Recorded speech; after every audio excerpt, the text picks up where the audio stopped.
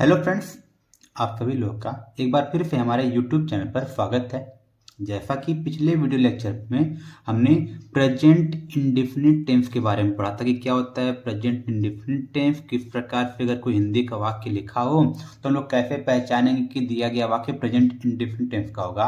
और हमने affirmative sentence, negative sentence और इंट्रोगेटिव सेंटेंस के 3 टाइप को ट्रांसलेट करना सीखा था। तो आज के इस वीडियो लेक्चर में हम लोग प्रेजेंट इंडेफिनिट टेंस से रिलेटेड एक्सरसाइज को करेंगे। तो जिससे रिलेटेड मैंने कुछ एग्जांपल्स यहाँ पर लिखे हुए हैं। आज हम इन्हीं एग्जांपल्स को अनुवाद करेंगे इंग्लिश लैंग्वेज में।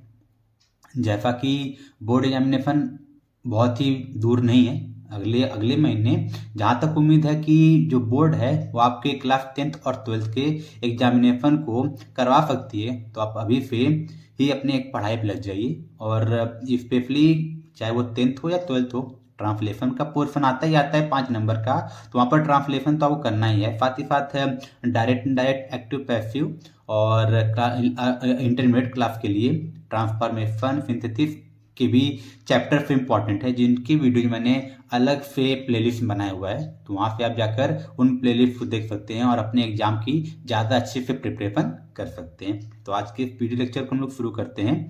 जैसा कि पहला एग्जाम्पल दिया हुआ है, यह लड़का अपने अध्यापक की आज्ञा का पालन करता है। तो मैंने आपको ट्रांसलेट करने के लिए कुछ 2-3 चीज़ बताया था। जब भी हम लोग किसी वाक्य को ट्रांसलेट करते हैं पहले उसका टेंस पहचानते हैं। तो टेंस पहचानने के लिए जो क्रिया होता है, यहाँ पर काम क्या हो रहा है, आज्ञा का पालन करना। तो इस क्रिया के अंत में क्या आ गया है, ता है आ गया है। तो जब भी क्रिया के अंत में ता है, ती है, ऐसे शब्द आते हैं तो टेंस क्या बनता है, प्रेजेंट इंडेफिनिट टेंस। मतलब ये जो वाक्य लिखा गया है हिंदी का, ये प्रेजेंट इंडेफिनिट टेंस हो गया।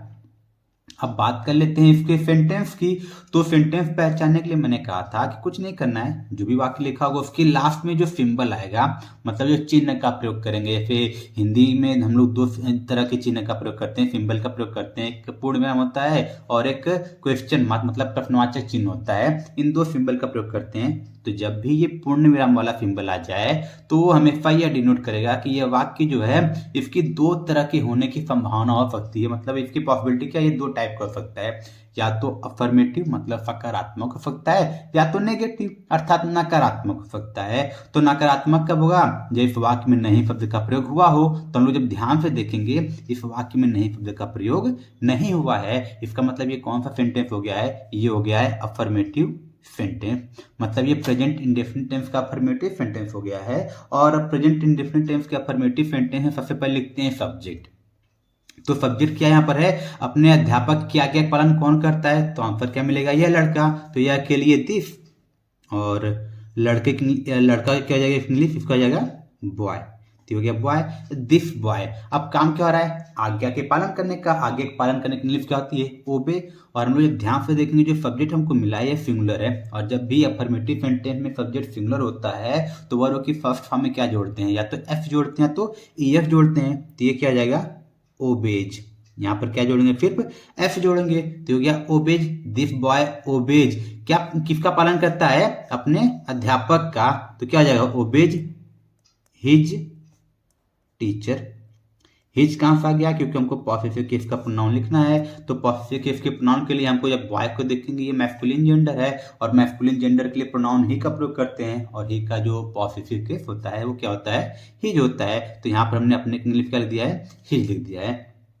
तो आगे बढ़ते हैं, अगला एग्जाम्पल देखते हैं। दादी मुझे रात में कहानी सुनाती हैं। यहाँ पर इसके क्रियाखंड में क्या गया है, ती है। ती भी कौन सा टेंस हो गया, प्रेजेंट इंडेफिनिट टेंस। और इसमें पूर्ण विराम है और इसमें नेगेटिव वर्ड का प्रयोग नहीं हुआ। तो सेंटेंस इसका क्या हो गया, इस गिवन सेंटेंस का सेंटेंस क्या हो गया है, ये हो गया है अफर्मेटिव सेंटेंस। तो फिर से सबसे पहले सब्जेक्ट लिखेंगे। तो रात में कहानी कौन सुनाता है, तो आंसर क्या मिलेगा, दादी। तो दादी की इंग्लिश ग्रैंड मदर। ये क्या हो जाएगा, ग्रैंड मदर। अब क्या काम कर रहे हैं, सुनाने का। और जब भी कहानी सुनाने की बात आएगी तो वहां पर यूज करते हैं टेल का। यहाँ आपने टेल लिख दिया, लेकिन हमको दिखेगा जो सब्जेक्ट है वो सिंगुलर है। मतलब यहाँ पर जो सब्जेक्ट गिवन है वो सिंगुलर है। तो इसके वर्ब के फर्स्ट फॉर्म में क्या लगाएंगे, एफ लगाएंगे। तो क्या हो गया, ग्रैंड मदर टेल्स। किसे सुनाती है, मुझे सुनाती है। तो टेल्स मी। अच्छा सुनाती क्या है, कहानी सुनाती है ना, टेल्स मी स्टोरी। तो क्या हो जाएगा, स्टोरी। और कब सुनाती हैं, रात में। तो जब भी ऐसा केस आता है यहाँ प्रीपोजिशन, तो प्रीपोजिशन की इंग्लिश पहले लिखेंगे। तो मेक इंग्लिश क्या आ जाएगी यहाँ पर, इन द नाइट। तो क्या हो गया, in the night. I think ये एग्जाम्पल भी आपको समझ में आ गया होगा। तो अब आगे बढ़ते हैं अगले एग्जाम्पल की तरफ। अगला एग्जाम्पल क्या है, तुम अपना पाठ याद नहीं करते हो। तो यहाँ भी क्रियाकर्म में क्या आ गया है, ते हो आ गया है। तो टेंस क्या बन जाएगा, प्रेजेंट इंडेफिनिट टेंस। इसका टेंस क्या बन गया है, प्रेजेंट इंडेफिनिट टेंस बन गया है। और इसमें अब फिर से पूर्ण विराम है, लेकिन पूर्ण विराम के बाद किसका प्रयोग किया गया है, नहीं का प्रयोग किया गया है। तो इसका सेंटेंस क्या बन जाएगा, इसका सेंटेंस बन जाएगा नेगेटिव सेंटेंस। एनएस मतलब नेगेटिव सेंटेंस। तो ये नेगेटिव सेंटेंस है। नेगेटिव सेंटेंस में भी सबसे पहले क्या लिखते हैं, सब्जेक्ट लिखते हैं। तो यहाँ सब्जेक्ट क्या है, अपना पाठ कौन याद करता है, तो आंसर क्या मिलेगा, तुम की इंग्लिश क्या हो जाएगी, डू। अब जब भी प्रेजेंट इंडिफिनिट टेंस के नेगेटिव सेंटेंस को ट्रांसलेट करते हैं तो सब्जेक्ट के बाद लिखते हैं हेल्पिंग वर्ब, या तो डू या तो डज। और हमने पीछे पढ़ा हुआ है कि जब सब्जेक्ट के स्थान पर यू आता है तो हेल्पिंग वर्ब किसका प्रयोग करते हैं, डू का प्रयोग करते हैं। और इसके बाद क्या आता है, नॉट आ जाएगा, क्योंकि सेंटेंस क्या है, नेगेटिव है। तो ये नॉट हो गया। यू डू नॉट, काम क्या हो रहा है, याद करने की इंग्लिश क्या आ जाएगी, लर्न। नेगेटिव सेंटेंस और इंट्रोगेटिव सेंटेंस फिर क्या आता है, वर्ब की फर्स्ट फॉर्म, ये क्या हो जाएगा, learn. You do not learn अपना पाठ। यू के साथ अपने इंग्लिश क्या होती है, योर होती है। तो यहाँ पर क्या लिखेंगे, योर। और पार्ट की इंग्लिश क्या हो जाएगी, लेसन। तो हो गया, you do not learn your lesson. तो इस तरह से इस सेंटेंस का भी ट्रांसलेशन हो गया है। अब आगे बढ़ते हैं अगले सेंटेंस की तरफ। अगला सेंटेंस क्या है, अच्छे लड़के कक्षा में कभी शोर नहीं मचाते हैं। तो फिर से क्रियाकर्म में क्या आ गया है, ते हैं। काम क्या हो रहा है, शोर मचाने का, मचाने की इंग्लिश। तो इसके में क्या कहते हैं, तो इसका सेंटेंस क्या बन गया, प्रेजेंट इंडेफिनिट बन गया। अब यहां से देखेंगे फिर से पूर्ण विराम है, नहीं शब्द भी आया है। अगर हमने इस सेंटेंस में इतना हिस्सा देखा तो हम लोग सेंटेंस को डेफिनेटली रॉन्ग करेंगे। क्यों रॉन्ग करेंगे, क्योंकि नहीं तो आया हुआ है, लेकिन साथ ही साथ किसका प्रयोग हुआ है, कभी का। मतलब यहाँ पर किसका प्रयोग है, कभी नहीं का प्रयोग है। और मैंने पीछे बताया हुआ है कि जब वाक्य में कभी नहीं का प्रयोग होता है तो नेवर का प्रयोग करते हैं। और जैसे नेवर का प्रयोग होता है तो जो हेल्पिंग वर्ब डू या डच का प्रयोग करते हैं नेगेटिव सेंटेंस में, उसका प्रयोग नहीं किया जाएगा। तो ये क्या जाएगा, कौन कक्षा में शोर कभी नहीं मचाता है, तो आंसर क्या मिलेगा, अच्छे लड़के। तो इसकी इंग्लिश क्या आ जाएगी, गुड बॉयज। तो हो गया गुड बॉयज। अब कभी नहीं की इंग्लिश क्या आ जाएगी इसके तुरंत बाद, नेवर। मैंने इन सभी सेंटेंस के स्ट्रक्चर को पीछे बताया हुआ है, आप पीछे जाकर इन सभी सेंटेंस के स्ट्रक्चर को भी देख सकते हैं ताकि आपको इसका ट्रांसलेशन और बेहतर तरीके से समझ में आ सके। तो ये हो गया गुड बॉयज, नेवर। अब क्या काम क्या रहा था, शोर मचाने का। तो मचाने की इंग्लिश क्या हो जाएगी, मेक। और यहाँ पर हम लोग देखेंगे कि जो सब्जेक्ट है वो प्लूरल है। जब प्लूरल है दैट्स वाई इसमें यस का प्रयोग नहीं किया जाएगा। फिर क्या हो जाएगा, मेक। क्या मचाते हैं, शोर, मेक अ नॉइज।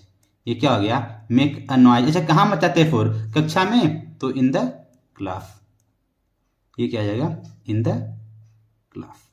तो दिए गए सेंटेंस का ट्रांसलेशन क्या हो गया, good boys never make a noise in the class. तो इस तरह से इस सेंटेंस का भी ट्रांसलेशन हो गया इंग्लिश में। तो आगे बढ़ते हैं। अगला सेंटेंस हमारे पास क्या है, क्या आप उसको नहीं जानते हो। तो इसका अगर टेंस देखेंगे तो क्रियाकर्म में क्या आ गया है, ते हो। तो ये तो बन गया प्रेजेंट इंडेफिनिट टेंस। और अब जब ध्यान से देखेंगे तो इस वाक्य के अंत में आ गया है क्वेश्चन मार्क। जब क्वेश्चन मार्क आ गया है तो डेफिनेट है कि ये सेंटेंस क्या हो गया है, इंट्रोगेटिव हो गया है। लेकिन इंट्रोगेटिव दो तरह के होते हैं।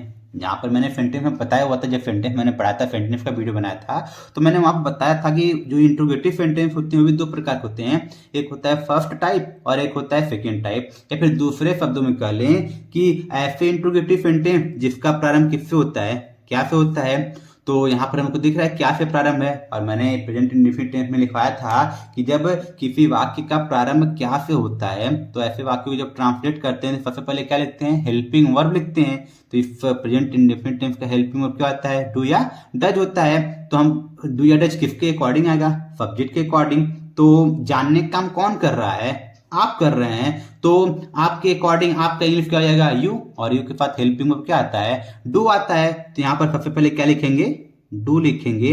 और उसके बाद क्या आता है, सब्जेक्ट। तो हो गया डू यू। अब इसके साथ क्या लगा हुआ है, नॉट लगा हुआ है। तो नॉट की इंग्लिश लिखेंगे तुरंत, क्योंकि जब भी इंट्रोगेटिव सेंटेंस में नेगेटिव वर्ड आता है तो उसको कहाँ लिखते हैं, सब्जेक्ट के तुरंत बाद लिखते हैं। तो हो गया नॉट। अब उसके बाद क्या लिखना है, वर्ब की फॉर्म। तो क्या काम हो रहा है, जानने का। जानने की इंग्लिश क्या हो जाएगी, no. Do you not know, किसे नहीं जानते हैं, उससे उसको, तो उसको इंग्लिश हिम लिखेंगे। ये है, या तो हर लिखेंगे। क्यों, दोनों को एक लिख सकते हैं क्योंकि यहाँ पर ये कौन सा जेंडर है इसका पता नहीं चल रहा है। और लास्ट में किसका प्रयोग किया गया है, लास्ट में प्रयोग किया गया है प्रश्नवाचक चिन्ह का। तो इस तरह से इस सेंटेंस का ट्रांसलेशन भी हो गया है। आगे बढ़ते हैं अगले सेंटेंस की तरफ। तो अगले सेंटेंस में क्या दिया गया है, अगला सेंटेंस क्या कह रहा है, क्या यह लोहार अपनी भट्टी पर कार्य करता है। तो फिर से देखेंगे इफ क्रियाकंद में क्या आ गया है, ता है आ गया है। तो इसका टेंस क्या बन गया, फिर से टेंस क्या बन गया, प्रेजेंट इंडेफिनिट टेंस है। और इस वाक्य को पहचानते तो वाक्य के अंत में क्या आ गया है, क्वेश्चन मार्क आ गया है। और वाक्य का प्रारंभ किससे है, क्या शब्द से है। तो जब क्या शब्द से प्रारंभ होता है तो वही होता है फर्स्ट टाइप इंट्रोगेटिव सेंटेंस। और ऐसे वाक्य में सबसे पहले क्या लिखते हैं, हेल्पिंग वर्ब लिखते हैं। तो हेल्पिंग वर्ब फिर से या तो डू आएगा या तो डज आएगा। इसका डिसीजन कौन लेगा, इसका डिसीजन करेगा आने वाला सब्जेक्ट। तो अपने भट्टी पर काम कौन करता है, यह लोहार। तो यह लोहार मतलब दिस ब्लैक स्मिथ, लोहार की इंग्लिश होती है ब्लैक स्मिथ। तो ये सिंगुलर है, तो सिंगुलर सब्जेक्ट के साथ क्या लगाते हैं, डज लगाते हैं। तो यहाँ पर क्या हो जाएगा, डज। तो डज हो गया। अब हेल्पिंग वर्ब लिख चुके हैं तो इसके तुरंत बाद क्या लिखेंगे, सब्जेक्ट। तो सब्जेक्ट क्या हो जाएगा, दिस ब्लैक स्मिथ। ये क्या हो गया, दिस ब्लैक स्मिथ। तो यहाँ पर नेगेटिव अर्थ है नहीं तो नॉट का प्रयोग करना नहीं है। तो इसके तुरंत बाद क्या आ जाएगा, वर्ब की फर्स्ट फॉर्म, काम हो रहा है करने का, तो करने की इंग्लिश क्या होती है, वर्क। ये हो गया वर्क। दिस सॉरी दज दिस ब्लैक स्मिथ वर्क, कहाँ पर काम करता है, अपनी भट्टी पर। तो एट हिज, भट्टी की इंग्लिश क्या आ जाएगी, फर्नेस। ये हो गया एट हिज फर्नेस। तो इस तरह से इस सेंटेंस में ट्रांसलेशन भी हो चुका। आई थिंक कोई समस्या नहीं होगी आपको। आगे बढ़ते हैं अगले सेंटेंस की तरफ। अगला सेंटेंस क्या कह रहा है, यह बच्चा अपना पाठ ठीक प्रकार से तैयार क्यों नहीं करता है। तो फिर से इसके क्रियापद में क्या आ गया, इस सेंटेंस से करता है। तो टेंस इसका क्या हो गया, प्रेजेंट इंडेफिनिट टेंस। और इसमें क्वेश्चन मार्क लगा हुआ है, बट क्या इस सेंटेंस का प्रारंभ क्या हुआ है, क्या से तो नहीं हुआ है।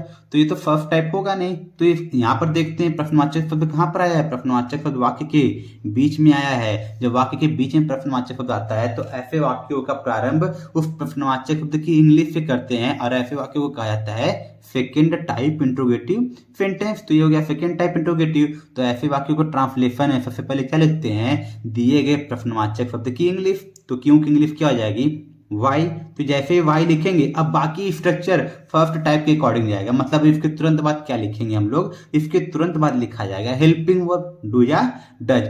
तो अपना पाठ तैयार कौन नहीं करता है, यह बच्चा। तो यह बच्चे की इंग्लिश क्या हो जाएगा, दिस चाइल्ड। तो फिर से सिंगुलर है तो हेल्पिंग वर्ब क्या आ जाएगा यहाँ पर, डज।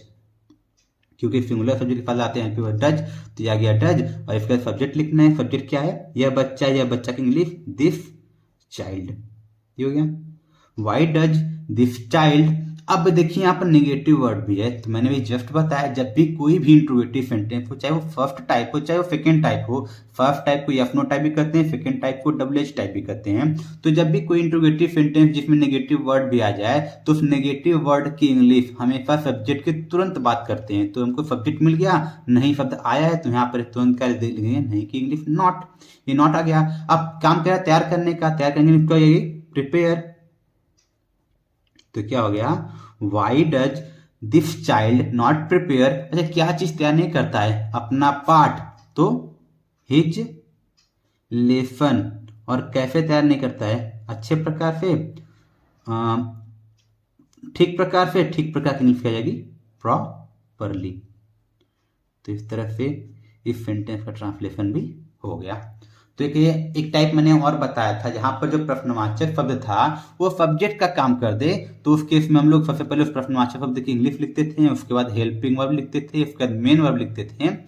तो हम लोग देखेंगे यहाँ पर ता है आ गया तो प्रेजेंट इंडेफिनिट टेंस तो हो गया। और जब ध्यान से देखेंगे गांधी जी को कौन नहीं जानता है, तो कौन से ही तो सब्जेक्ट मिल रहा था, अर्थात जो कौन शब्द है ये हमारा सब्जेक्ट का काम कर रहा है। तो सबसे पहले क्या लिखेंगे, कौन की इंग्लिश, हु।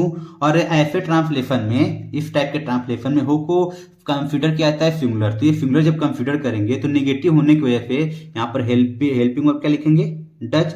ये क्या जाएगा, हु डज। अब नेगेटिव है तो इसकी इंग्लिश क्या जाएगी, नॉट। हु डज नॉट काम क्या हो रहा है, जानने का।